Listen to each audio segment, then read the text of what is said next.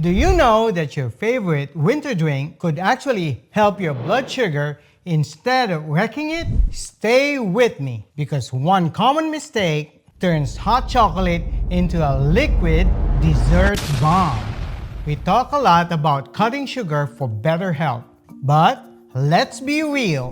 When it's cold outside, sometimes you just want to sit down and wrap your hands around a warm mug and enjoy hot chocolate. And I get it. The problem is, with the added sugar, milk, and marshmallows, most hot chocolates is basically candy in a cup. But here's the good news. You don't have to give it up because not all chocolate drinks are created equal. And once you understand this one label trick, you'll never buy the wrong one again. Quick confession, until recently, I did not know this either. Cacao and cocoa, they sound almost identical, but nutritionally, they're worlds apart. Cacao is the raw, minimally processed bean. It's rich in magnesium, which helps insulin to work better. It has fiber, which keeps blood sugar steady, and it contains flavonols, a powerful plant compound that reduce inflammation and help your body absorb glucose more efficiently. Cocoa, on the other hand, is usually blasted with high heat, and often it's alkalinized to make it taste smoother. That indeed sounds good, but this process strips away antioxidants. In fact, research published in the Journal of Agricultural and Food Chemistry shows alkalinization dramatically reduces cocoa's antioxidant powers. Smoother taste, but fewer benefits. So, here's your mission. Flip the label and you want 100% cacao. Ideally, there should be one ingredient, cacao powder. If you start seeing added sugar, milk solids, or fillers, that's your cue to step back and walk away. Another tip, choose powder and not the nibs, so it will melt smoothly. And look for high fat or premium cacao, about 22 to 24% cacao butter. Lower than that, it gets chalky, and nobody wants sad hot chocolate. Now, let's talk about fat. Don't let the words fat or butter scare you.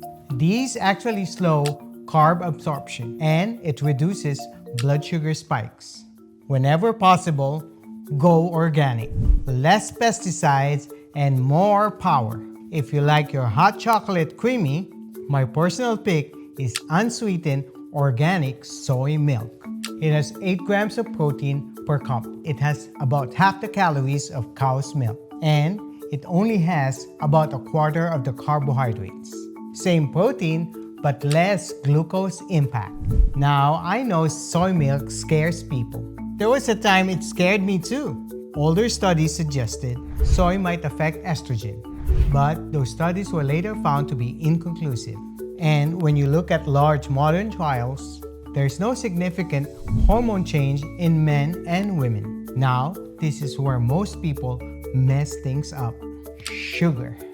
Once you add it, all bets are off. So, how do we sweeten without the glucose spike? 2 smart options, stevia and monk fruit. Both are natural, both have 0 calories, and they don't send blood sugar on a roller coaster. Just remember, they're about 200 times sweeter than sugar, and a tiny pinch is all you need. Stevia can be slightly bitter. Monk fruit is mildly fruity. So, you have to experiment and see what you like. If you want to take this drink to the next level, check your spice cabinet. And you can add a tiny dash of cayenne pepper. It sounds crazy, but capsaicin can slightly boost metabolism and help you feel more satisfied. Or try cinnamon, that has a delicious holiday flavor, plus good evidence showing better blood sugar control and less bloating. So don't let that deep, rich cacao flavor fool you into thinking this is a guilty indulgence.